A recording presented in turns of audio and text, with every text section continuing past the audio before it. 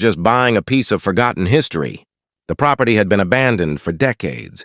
Overgrown trails, a crumbling roof, and windows sealed with dust. It was built in the 1870s, one of the first homesteads in the county. Everyone told me it was a lost cause. But I saw something in it, a connection to the past, and maybe a chance to build something honest. I spent months restoring it with my own hands, one board at a time. The neighbors waved at first, curious, friendly even, until she showed up, the HOA president, Karen Myers.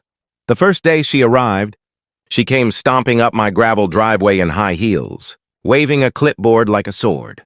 "Excuse me," she shouted. "You can't make renovations here without HOA approval." I looked around. There wasn't a single HOA sign or rulebook in sight. I told her calmly, "Ma'am, this property isn't part of your HOA. It's been privately owned for over a century." Her eyes narrowed. "That can't be right. My son was supposed to inherit this land. You have no right to touch it." I didn't argue. I just smiled and went back to work. But she wasn't done. Within a week, I had inspectors, code enforcement officers, and even police at my gate, all called in by her. Every time they came, I handed them the same paperwork, the deed, my permits, and a letter from the county confirming the property was mine, legally purchased and restored. Every time they left embarrassed. But Karen, she got angrier.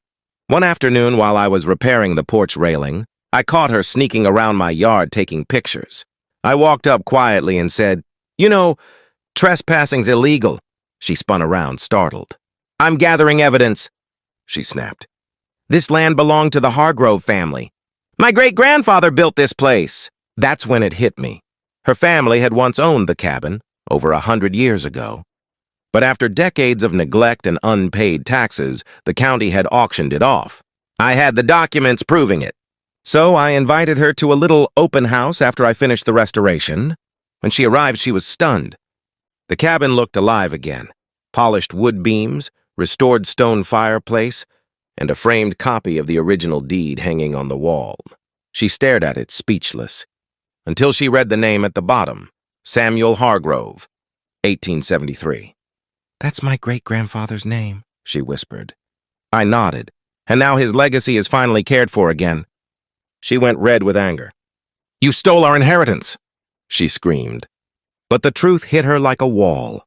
She'd let her family's history rot, and now someone else had given it life again. The local historical society even visited and certified the cabin as a landmark, crediting me for saving it. The HOA had no power over the land at all.